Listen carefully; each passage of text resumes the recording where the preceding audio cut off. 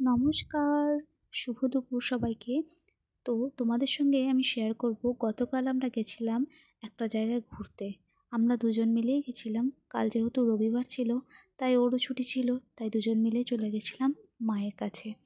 মা মানে কিন্তু মা অট্টহাসি মন্দিরে।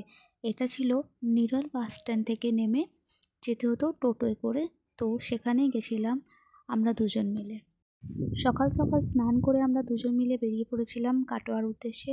তারপর পুজো দেওয়ার জন্য সমস্ত ফুল, মিষ্টি, সব কিছু ফল আমরা কাটোয়া থেকে কিনে নিয়েছিলাম। তারপর বাস ধরলাম, বাসে উঠে পড়লাম, আর আমাদের বাস রীতিমতো ছেড়েও দিয়েছে। এই যে আমরা বাসেই রয়েছি, এটা হচ্ছে চরকি ব্রিজ। তো সেটাই তোমাদের সঙ্গে শেয়ার করলাম। এই যে দেখো, আমি আরও দুজন মিলে বাস থেকে নেমেও পড়েছি, তারপর টোটো ধরেছি। কাটোয়া থেকে যদি তোমরা অট্টহাসতলা যেতে চাও, প্রথমে আগে নিরল লাইনের বাস ধরতে হবে।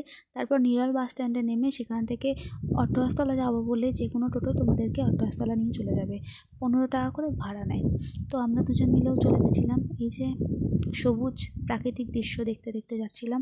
আর ওখানকার প্রাকৃতিক দৃশ্যটা সত্যিই মারাত্মক সুন্দর।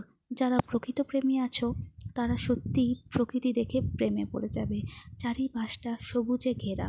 দেখো তোমরা, আমার ভিডিওতেই দেখতে পাবে চারিদিকটা কতটাই না সুন্দর লাগছে। গত বছর প্রথমের দিকে আমরা এসেছিলাম এই মন্দিরে, আবারও এই বছরের প্রথমেই চলে এসেছিলাম মায়ের মন্দিরে। এই মায়ের মন্দিরটা আমাদের কাছে ভীষণ প্রিয় জায়গা। এখানে এলে যেন মনে হয় নিজের বাড়িতে এলাম। সত্যি কথা বলতে বলতে দেখো আমরা পৌঁছে গেছি এখানে। এই যে মন্দিরের সামনেই রয়েছে বাবা মহাদেব। মা সতীর মৃতদেহকে কাঁধে নিয়ে দাঁড়িয়ে রয়েছে, তারই স্ট্যাচুটা এখানে রাখা। কত সুন্দর ফুটিয়ে তুলেছে দৃশ্যটা। আমরা আগে যখন আসতাম তখন মন্দিরে কোনো কিছু ফল, মিষ্টি কিছুই কিনতে পাওয়া যেত না, কিন্তু এই বছর এসে আমি অবাক হয়ে গেলাম। সত্যি কতই না উন্নতি হয়েছে। এখানে ফল, মিষ্টি যাবতীয় সব কিছু কিনতে পাওয়া যায়। দুটো দোকানও বসেছে। আর কাল যেহেতু রবিবার ছিল, বেশ ভালোই ভিড় ছিল। অনেক পিকনিক করতে এসছে অনেকে। তো 2-3টে বাসও এসছে দেখলাম। তারপরে এই যে আমরা দুজন মিলে চললাম মায়ের উদ্দেশ্যে, চলেই এসছি। আর এই সামনেটা এরকম দেখো কত সুন্দর ঘেরা রয়েছে। তারপরে এই সামনে যে বিল্ডিংটা আছে, এটা পেরোলেই ওইদিকে রয়েছে মায়ের মন্দির। সচরাচর এই মন্দিরটাতে সেরকম কোনো ভিড় হয় না, কিন্তু রবিবার বলে বেশ ভিড় হয়েছে। আর যত দিন যাচ্ছে মায়ের পরিচিতি চারিধারে ছড়িয়ে পড়ছে। তারাপীঠ, দক্ষিণেশ্বরের মন্দিরগুলো যেমন চারিদিকে ছড়িয়ে পড়েছে তার নাম, এই মন্দিরের নাম আস্তে আস্তে ছড়িয়ে যাচ্ছে। এটাও কিন্তু 51টা সতীপীঠের মধ্যে অন্যতম একটি সতীপীঠ। কথিত আছে এখানে মায়ের ঠোঁট পড়েছিল, সেই জন্যই এখানকার নাম হয়েছে মা অট্টহাস। তো অট্টহাসতলায় এই যে প্রথমেই আগে জুতোটাকে বাইরে খুলে নিলাম, তারপর আমরা চললাম ভেতরে। সামনেই রয়েছে বাবা ভোলেনাথের একটি মূর্তি। দেখতেই পাচ্ছ জায়গাটা কতটা সুন্দর লাগছে, সবাই এখানে ফটো তুলছে। আর এখানে ফোয়ারাটা চালু করা নেই, নাহলে ওটা থাকলে আরও ভালো লাগতো। এই দেখো ভেতরে কত ভিড় রয়েছে, ওরে বাপরে, মনে হয় 50 জনের পর আমি দাঁড়িয়ে রয়েছি এখানে। যে সামনে আটচালা রয়েছে, আর এই যে পাশে একটা শিব মন্দির রয়েছে।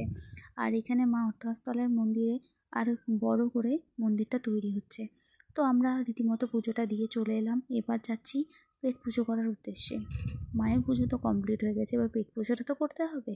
তো আমরা দুজন মিলেই মহাদেবের সাথে 2-4টে ফটো তুলে চললাম মাঠের উদ্দেশ্যে।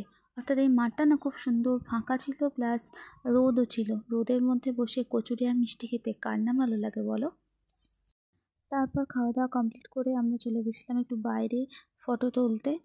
তো বাইরে দেখছি বেশ ভালোই অনেক রকম ফুচকা, আইসক্রিম সব রকমের দোকান বসেছে, যদিও কোনোটা খাইনি।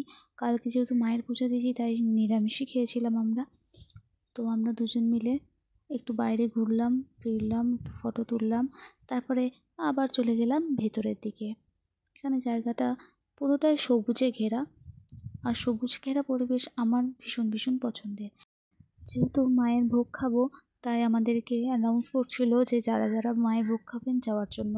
আমরা চলে গেছিলাম মায়ের ভোগ ঘরে ভোগ খাওয়ার জন্য।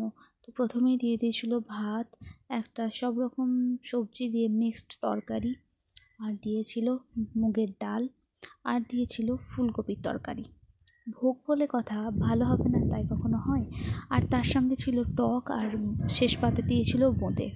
মায়ের ভোগ অসম্ভব সুন্দর হয়েছিল। যেমনই রান্না করুক না কেন, সত্যি আমার ভীষণ ভালো লাগে এখানকার রান্না। এই যে তারপরে এই বাইরে পরিবেশটা তোমাদের সঙ্গে শেয়ার করছি, কত সুন্দর লাগছে দেখো, রোদ ঝলমলে পরিবেশ। সবারই কাছে অনুরোধ রইল, এখানে একবার ঘুরে যেও, বিশ্বাস করো তোমরাও প্রেমে পড়ে যাবে জায়গাটা। তারপর এক বুক ভরা মন খারাপ নিয়ে আমরা চলে যাচ্ছিলাম এখান থেকে, তাই শেষবারের মতো টাটা দিয়ে দিলাম। আবার আসবো কোনো এক বছর, এই বছর হয়তো আসা হবে না, সামনের বছর আবার আসবো মায়ের কাছে। আর এই পুকুরটাতে না অনেক অনেক মাছ ছাড়া রয়েছে, এটা হচ্ছে মায়ের পুকুর। তোমরা এলে দেখো, তোমাদেরও খুব ভালো লাগবে। আর আমার ভিডিওটা ভালো লাগলে অবশ্যই একটা লাইক করতে ভুলো না। ধন্যবাদ সবাইকে।